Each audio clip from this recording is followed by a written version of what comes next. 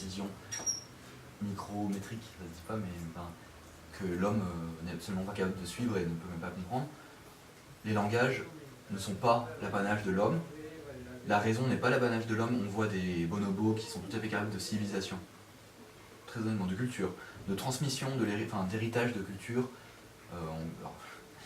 Les macaques du Japon, je pense qu'il faudra choper des exemples précis pour donner des corps de voix, mais se transmettre l'héritage du lavage de la patate douce à l'eau. Parce que il y en a quelqu'un qui là, c'est des choses qu'on a connues dans l'histoire de l'humanité et qui ne sont pas du tout l'exclusivité de l'homme. Et c'est important de comprendre qu'à ce titre-là, la nature de l'homme n'est pas différente de celle des autres animaux. Ce qui différencie l'homme des autres animaux, du coup objectivement, neurologiquement, physiologiquement, et c'est quelque chose qu'on peut lire, alors je lâche un autre nom, c'est Jean-Pierre Changeux, le grand neurologue, qui a sorti son livre en 1982, je crois, L'homme neuronal. Un livre qui a fait vraiment beaucoup de bruit dans la sphère à la fois philosophique et scientifique à l'époque, puisque c'était le moment où chacun a mis en fait au point les connaissances scientifiques sur la question de l'homme, et scientifiques comme non scientifiques, parce qu'on avait parlé beaucoup du langage, on a fait de la linguistique avec un linguiste, Barthes, on connaît tout ça, jeunesse, on a été gavé à ça pendant environ 3 ans, donc maintenant on commence à connaître. Et la grande nouveauté de ce truc-là, c'était de définir l'homme comme étant un circuit neuronal. Et donc je parlais de Francis Wolff et des figures de l'homme qui désignaient l'homme, l'animal rationnel, ensuite l'étroite union d'une âme et d'un corps, l'homme structural, c'est toute la tradition d'un certain nombre d'écoles qui se croisent à ce moment-là dans les sciences humaines, et la dernière tradition qu'on a retrouvée jusqu'à aujourd'hui, c'est les découvertes actuelles en neurosciences qui font de l'homme, et c'est un nouveau naturalisme, c'est intéressant parce qu'on revient finalement à la tradition aristotélicienne. C'est-à-dire qu'on revient à une définition de l'homme qui le repose comme un animal comme les autres. Et cette fois-ci, on admet qu'il n'est pas l'apanage hiérarchique du langage, de la raison, qu'il passe au-dessus des autres animaux. Et l'homme neuronal, décrit, c'est de la vulgarisation scientifique en gros, donc je pense pas que ce soit forcément très pertinent, mais en tout cas, dire quelques extraits, le citer, fera plaisir à beaucoup de profs et montrera une certaine curiosité, je pense. Présente donc l'homme comme... il fait une histoire de toutes les neurosciences depuis, on en a vu depuis le médecin galien. Ça fait très longtemps, mais ça a été particulier au XIIe siècle. Et il s'agit de montrer que tous les phénomènes psychiques, et ce qu'on appelle l'esprit, et encore beaucoup de... parler d'une étroite union d'une âme et d'un corps avec Descartes, c'est affirmer qu'il existe une âme. Et vous savez que, puisqu'on parle de sciences humaines, il va être forcément nécessaire de se pencher sur le fait que scientifiquement, l'âme n'existe pas. Non pas seulement qu'elle soit quelque chose comme l'infini en nous de Dieu imprimé dans notre chair mortelle, mais simplement que l'âme a été définitivement, scientifiquement démontrée comme étant un phénomène psychique, une succession d'états nerveux. Et on peut tout à fait décrire tous les états psychiques tels que, mettons, l'attention par exemple, quand je suis en train de vous parler, je me concentre sur ce que je dis, j'espère. Ça correspond à un certain état nerveux, une certaine fréquence d'onde dans l'intérieur de notre petite boîte crânienne. Et absolument tout ce qu'on appelle l'esprit peut être analysé en termes physiologiques, et ce qui est absolument assez beau. Enfin, bon, je vous fais la condition. C'est ce que j'ai envie vraiment de présenter comme dossier à l'ENS. Je vais essayer de faire ça pour rentrer sur le dossier à l'ENS. Vous n'oubliez pas de faire ça. Si vous avez vraiment envie d'entrer à l'ENS, si c'est une école qui vous intéresse par rapport aux matières que vous souhaitez étudier, n'hésitez pas à constituer dès le début de l'année un dossier dans votre ordinateur, sur votre bureau, avec des documents qui se réfèrent à un même sujet qui vous intéresse particulièrement, et que vous reprendrez en fin d'année pour constituer une problématique de recherche et la présenter au cours d'un entretien devant le jury de l'ENS qui pourra vous sélectionner. Moi j'ai été mis sur liste d'attente à Ulm et puis j'attends encore la réponse pour Lyon la semaine prochaine. Donc c'est tout à fait faisable si vous avez cette capacité à... Déjà si vous avez un sujet qui vous intéresse à la base et si vous avez cette capacité à mettre de côté des choses, à vous concentrer sur des choses un peu externes à votre préparation du concours de temps en temps. Si vous ne préférez pas regarder des séries et sortir je sais quoi. Voilà. Faut aller avec, hein, il y a des tests sur les Simpsons. Aussi, effectivement, et essayer de conjuguer vos intérêts personnels et vos hobbies. Moi, personnellement, je suis passionné par la Scandinavie et la langue scandinave, donc présenter un sujet là-dessus. Regrettant de ne pouvoir me pencher sur le suédois plus d'heures par semaine. Voilà, donc n'hésitez pas à faire ça parce que il y a tous les ans des cagneux qui ont tout à fait le niveau et le mérite pour entrer à Normal Sup qui n'entrent pas malheureusement faute de place. Et voilà, à cause de l'hasard, du hasard, pardon, dont parlait Pierre, mais qui mériteraient et qui ont envie d'étudier un Normal Sup. Sachez que c'est une école qui a une personnalité particulière et donc voilà, qui ne convient pas à tout le monde. Mais si tel est votre souhait, n'hésitez pas à postuler sur dossier parce que c'est quand même plus accessible. Après, l'entretien avec le jury, c'est aussi en soi une sorte d'épreuve et je pourrais vous en parler si vous avez des questions. Voilà. Pour Lyon, il n'y a pas d'entretien. Vous envoyez votre dossier par la poste.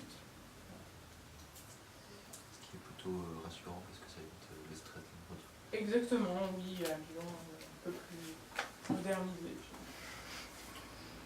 Un côté kitsch, un peu vintage. À Ulm, oui, un côté un peu aristocratique.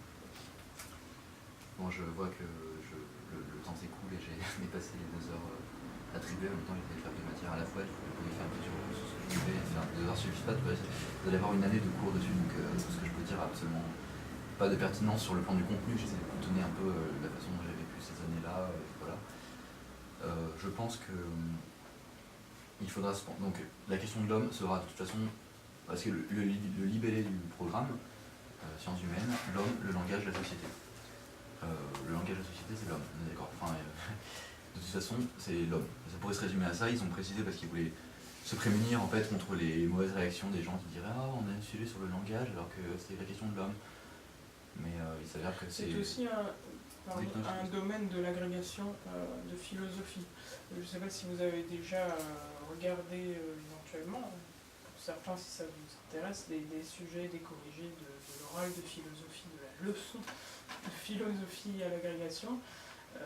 Les sciences humaines sont présentées aussi sous cet aspect particulier du langage et de la société pour peut-être restreindre un petit peu le champ, parce que l'homme c'est plus vaste, et aussi oui, donner une certaine direction au sujet. C'est important que vous lisiez, moi je l'ai fait très tardivement, mais ça m'a aidé de lire des sujets d'agrégation. Parce que finalement, les concours auxquels vous vous préparez sont des concours de l'enseignement en puissance, si j'ose dire. Quand vous entrez à Lyon, notamment, on vous fait signer un papier comme quoi vous devez passer l'agrégation pour être normalien à Lyon. À Ulm, c'est un peu plus souple, effectivement, mais n'oubliez pas que voilà, même le format, vous le voyez très bien depuis hier, on vous en parle, le format est très scolaire, académique et, si j'ose dire, pédagogique. Intéressez-vous au concours d'enseignement, parce que c'est là que sont les clés. Et je dirais même les corrigés des épreuves d'agrégation sont parfois plus éclairants que les corrigés des épreuves de Normal Sup qui se ressemblent un peu tous et qui... Voilà, c'est un peu l'ordre de barbarie orale parce que les élèves font des fautes d'orthographe et voilà. En plus, ils tombent très tard chaque année, donc je ne sais pas quand est-ce qu'on aura les corrigés pour nos épreuves, donc vous attendez pas trop grand-chose. Ouais, si on devait retenir un enseignement, je pense, de cette matinée, je suppose, de la journée précédente, je pense que ça ne peut pas avoir d'attente. Non, mais c'est particulier, quoi. Vous allez passer une année moins sympathique. Et je vous dis pas ça pour vous faire peur, mais vous allez apprendre plein de choses, mais ça va pas être aussi valorisant. Vous ne serez pas noté sur votre mérite personnel. C'est pour ça qu'il faut lire. Faites-vous plaisir, lisez, parce que c'est la seule salvation, si je veux dire, dans cette espèce de cynisme-là, de compétition. J'ai retrouvé mes notes de sciences humaines. Si vous voulez que je vous en fasse part rapidement, parce que de ça on a débordé, donc on peut. Il est quelle heure ? C'est 13h15. Est-ce que quelqu'un a besoin de partir ? Il n'y a pas de souci. Je pense qu'en 20 minutes, je peux vous dire quelques petites choses sur les sciences humaines qui peuvent vous être utiles. Si je viens de me rappeler que j'avais ça.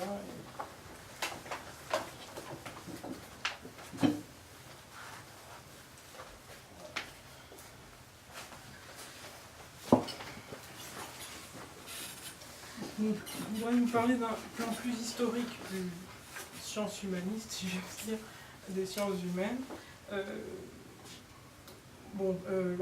Les sciences humaines sont effectivement une branche de la philosophie, comme c'est présenté dans votre programme de l'ENS, mais néanmoins elles sont autonomes et elles ont mis du temps à émerger aussi à cause de cette espèce de chaperon de la philosophie.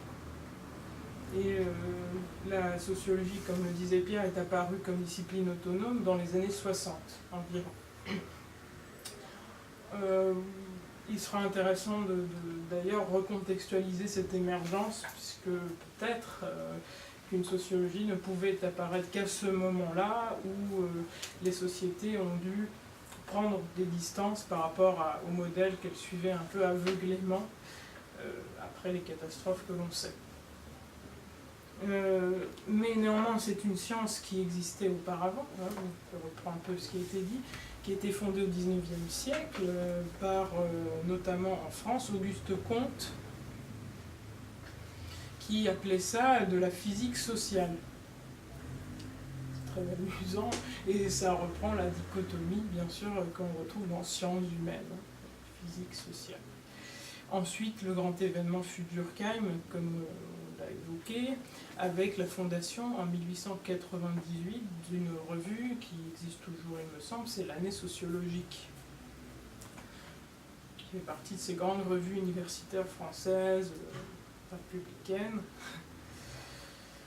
Et puis, les influences qui ont été majeures dans la naissance des sciences humaines ensuite, ce sont, ensuite en même temps, en fait, Marx.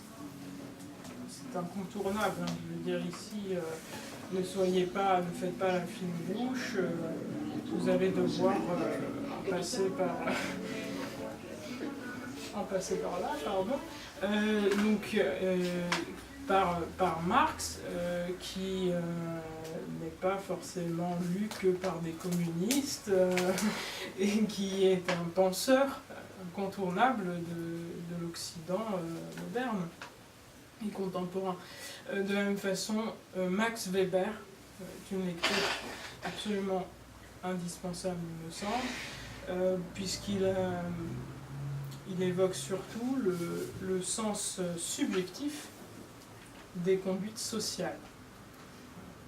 En quoi les conduites sociales n'ont de sens que pour une subjectivité.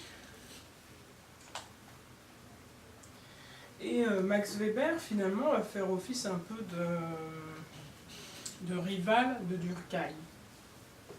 Ils vont ensemble construire deux visions des sciences de l'homme.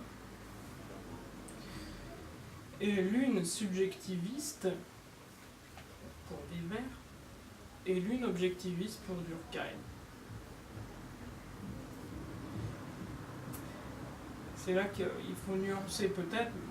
Pierre donnait des indications très générales et des problématiques finalement, mais vous voyez que chaque auteur a donné sa propre version de cette dialectique sujet-objet.